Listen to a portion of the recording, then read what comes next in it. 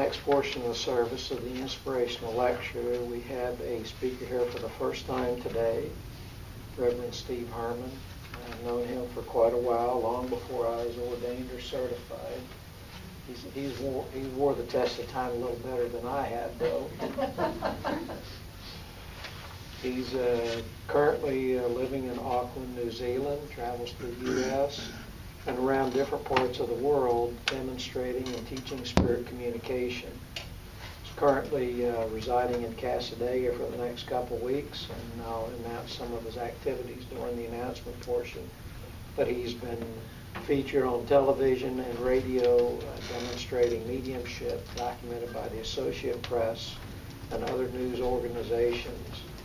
He also has a best-selling book that's published last year. He holds credentials as an ordained minister, certified medium teacher. Please welcome Reverend Hermann.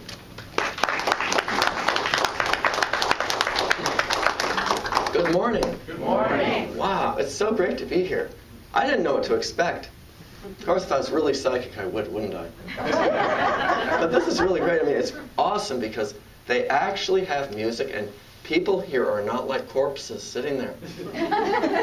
Sometimes when you go to some place, I mean this in a nice way, but you go in there, everyone's lethargic, and they lip sync to the songs, which isn't good, is it? Because what do you think happens after you leave this physical body? Are you lifeless? I mean, there's some people, literally, they believe this, that once the physical body ceases to function, you know, you bury it, you put it in the ground. Of course, if you're cremated, it's another thing. And miraculously, somehow all the decomposing bits get all put back together, and you start walking around functioning. But what really takes place? We understand that just like we have this physical world, and we're in this temporary physical vehicle, that there's these other dimensions. And many times, people have this idea that, my gosh, the spirit world or heaven, it's in some far-off place. But where is it? It's around us. And who do you think populates that place? All sorts of people. And eventually, if I was really psychic, I could make a prediction. Every single one of you, you're all going to kick the bucket. Hopefully not Sunday afternoon today. But we're all going to wind up in the spirit world. So we were just singing this hymn, you know, I want to see God. Who wants to see God here? And who has the eyes to see God? We all have the eyes. If we cultivate the vision, isn't this true? Because the world of the spirit's around us, but the power of the spirit, it's within us, isn't it? So if we want to seek God, not that we can't find God outside of ourselves, but ultimately we have to go inside. But what tends to happen when we're in these very dense physical bodies, when I say heavy, it doesn't mean that we're overweight, but it's very heavy here in the physical world. We go into these other worlds that are non-physical, they're on a subtler spiritual level. Everything is vibrating at a much higher frequency. Can you imagine that? It's like it's sped up. Who's gone out of their body here? Out of your body. Today? You know, you travel in, yes, we have someone sitting here almost comatose, but they're really up above. No. When we go into this world of the spirit, it's a complete different environment. And in that environment, we have senses that are able to function in that environment. And we can interact with other personalities there. So we're in this physical world, and we have the 5 physical senses. But you know, your vision here is limited physically, isn't it? And as we age, our vision, we might need really thick glasses. Or we need a hearing aid because the hearing isn't acute. And we know that many other types of physical bodies, for example, a dog, they can hear sounds that you can't hear. They can smell things you wouldn't want to smell. So this body's limited, and yet when we're here, we identify it with it, don't we? And we think falsely in a lot of cases that this is it. I mean, it's interesting because I work as a medium professionally. I remember when your pastor, he was a little boy.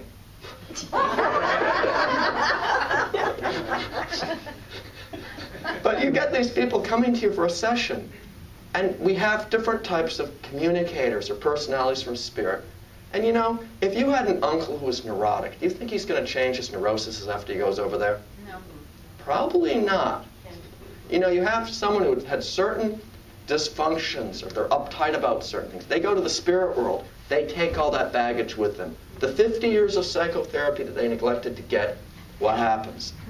Well, we know that the therapists there, they have their hands full, don't they?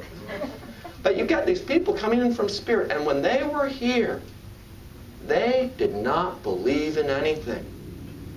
I mean, literally atheistic. Who's an atheist here? Brave enough to raise your hand. I'm just joking. But no, we have some people like this. What do they think life is? It's a bunch of chemicals that somehow randomly have been put together. Now I'll tell you this. You can believe that. You can have 3 PhDs, which is a wonderful thing. But when you pass into the world of the spirit, it doesn't matter what you believe. And if you have these ideas, you're in for a rude awakening.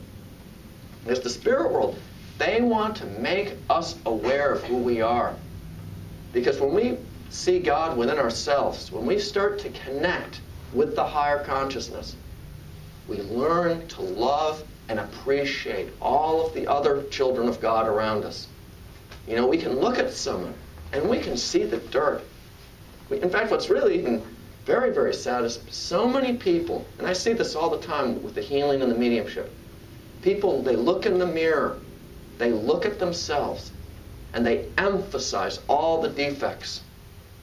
Now I'll tell you, every single one of us on some level here in this material world, we make major types of mistakes, don't we?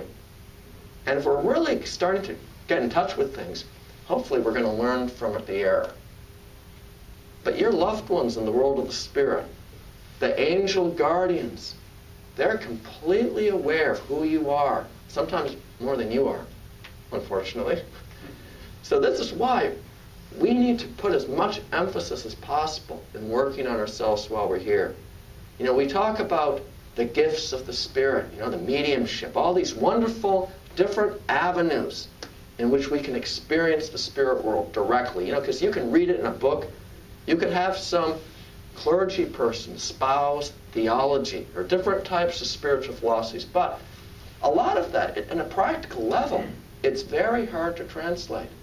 And you can imagine, you can be a clergy person and you're counseling someone who's bereaved, and you might not, within your consciousness, even have absolute conviction of the reality of life after death. So your loved ones and others who've been here, you know, they've gone through their life, and then they go to the world of the spirit, and they just see how bogged down they really were. You know, we have these bodies.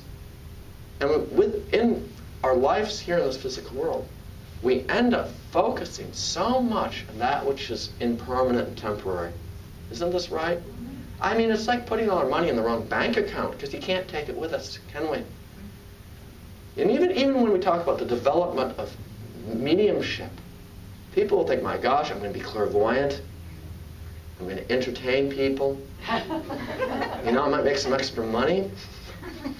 I'm going to levitate to the ceiling. It's going to amuse people at cocktail parties. All these things.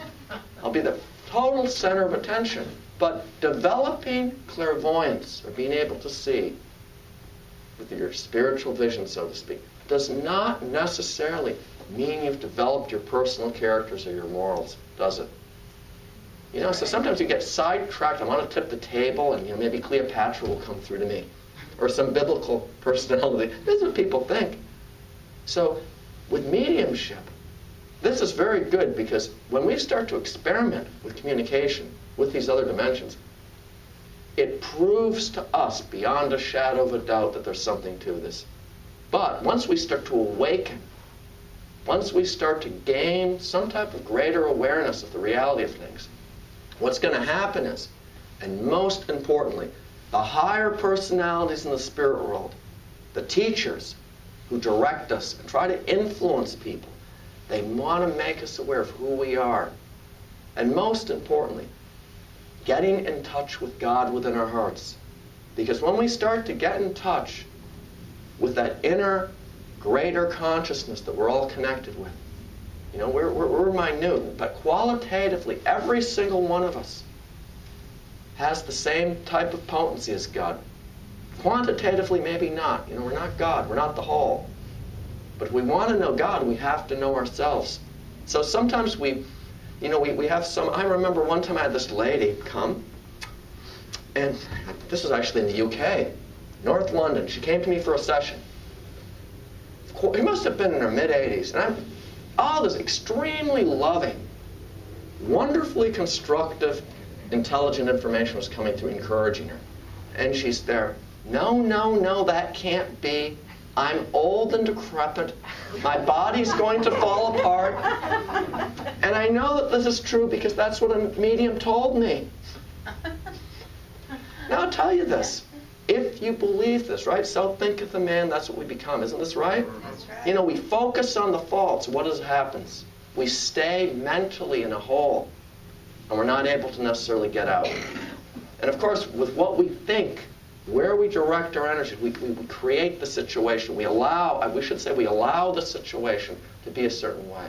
Now I'll tell you, we have our challenges, don't we? We have personal difficulties and areas that we need to improve upon. But your people in spirit, the higher guardians, even though they might see what needs to be done, just like if you're a teacher, you might have a student who's really messing up quite a bit. Your position as a teacher is to lovingly direct that student to a better place. That's your responsibility. But of course, as students here in this physical world, we know that it's our responsibility. We want to be aware of what our faults are, because if we know what our faults are, we can overcome. And the Spirit will provide the resources. They will provide the encouragement and the healing light to be able to do this. But if we're so bogged down in our thinking, oh my gosh, I'm so horrible, everything is bad, the tsunami's going to hit Daytona Beach at 1 o'clock, will I make it home in time, After a half-hour drive from here. This is what people think. Now that doesn't mean that won't happen, but it's how we respond to those situations. We are our sisters and our brothers' keepers, and we all have God there within our hearts, the Christ consciousness. The divine light, the higher supreme, dwells within. And when we get in touch with the power of the Spirit, just like what Jesus, the Master, taught, greater things than I you can do. Isn't this right? Who doubts this? But that doesn't mean you're just going to sit in a room and tip the table. It means you have to go out in your own physical life and demonstrate that power to other people. Not because you want to impress them, because you are concerned about their well-being. Someone may be being a real jerk to you, but we have to practice charity toward that person, not giving them money, but loving them despite the negation that might be there, the error of their thinking or their actions. And we know that once we start to really work on ourselves, we pray, we seek God, going within with the meditation, what happens to the energy field that emanates from us? That beautiful light around us. It grows even brighter and more shining. And of course, we understand that when especially let's say we get into mediumship, everyone wants to be a medium. Well, one of the laws is like attracts like. This is a law in a general sense anyway. So you start to work on yourself spiritually, you're going to attract those on a higher vibration. They want to influence you. This is the truth. And that power of the Spirit that worked through Master Jesus, that works through any one of us, anybody, anywhere, who sincerely desires to serve the Spirit. What do you think motivates all these guardians in the world of the Spirit? Love motivates them. Now I'll tell you, there's this idea that you go into the spirit world and you wear a white gown and you float around like you're in a hospital or something. I guess I'm going to go there, everything's okay. But I'll tell you this, you go over there, you have to evaluate the situation for what it is. Many times the people who are around you, on the subtle level, they're not necessarily more advanced than you are. In fact, a lot of them are even in a lesser vibration than you.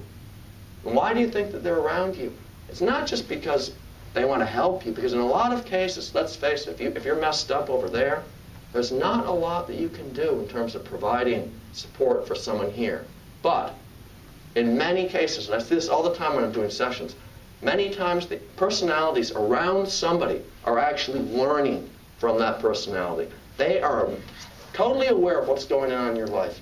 And you may be dealing with certain types of situations that maybe when they were here, maybe when they were embodied in this physical, they literally messed up completely. And just by observing how you handle things, it's part of their own growth process.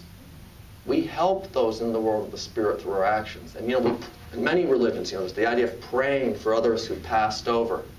And we can see that those thoughts that we send out, the love that we allow to be projected from our heart centers in the center of our chest, when we're sending out that love, it touches those around you within your own physical premises. But it also touches those who've passed over to the world of the spirit. They know what's going on in your life. Sometimes people ask, oh my gosh, I'm in the shower. Are they watching me? Well, they might be, so watch out. But they want to help you. They want to encourage you. So we want to be more involved in terms of our own growth. This is what's really important. It's not like it's in some far-off type of place. Now, this particular church, it's very good. You've got a lot of very good things going here that you don't necessarily find in other places. I mean this in a nice way. And when you gather, you have a group of people like this, what happens? You have a collective energy. And we raise the energy up. We sing. Two or more are gathered in the name of the divine. That presence, that higher consciousness is going to be there. And those in the world of the spirit, they need people to do the work. It's not like you have to go off and cast a daga, buy a house across the street from the camp and start doing readings. Does anyone want to do that here? You end up having your own cable TV show on Mediumship, all these things. It's not what it's necessarily about. It's about whatever you are doing in your own physical plane life, whether in a professional sense or even on a personal level. If you start to open up to the greater power of the Spirit, it's going to work through you. And the personalities will be attracted to working through you. Now, we have our defects. It's just like we had the pastor's reading. We were aware of our faults. Well, just the fact that we're aware of our faults says something. Because once we begin to be aware of what we need to do, God has not forgotten you.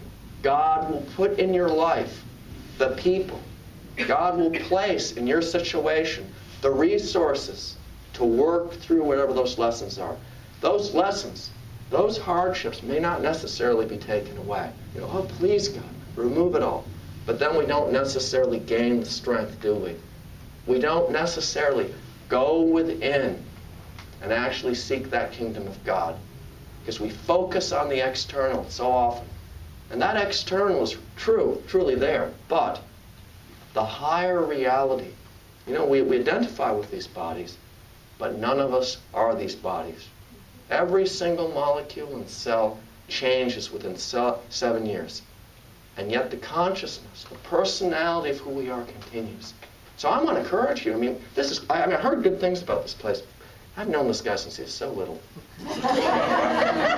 And there's like about 25 people here. Well, I'll tell you this. If you've got friends or families, I don't care what their religious persuasion are. Bring them here. Twist their arm. Manipulate them to come. Because when they come here and participate, they're going to be touched. Not necessarily through the inspirational talk, so to speak. Not necessarily even through the healing with the hands-on or even the mediumship that takes place. They're just by sitting here, there's the higher vibration. And you can come in here totally discordant, and then the angel world will touch you and you will leave. Not necessarily with the solutions, but with more of an inner peace and awareness. And we are our sisters and our brothers' keepers. So when we try to bring other people into this, it's something which just increases God's hands in terms of being able to reach through to others. So may God bless each and every one of you.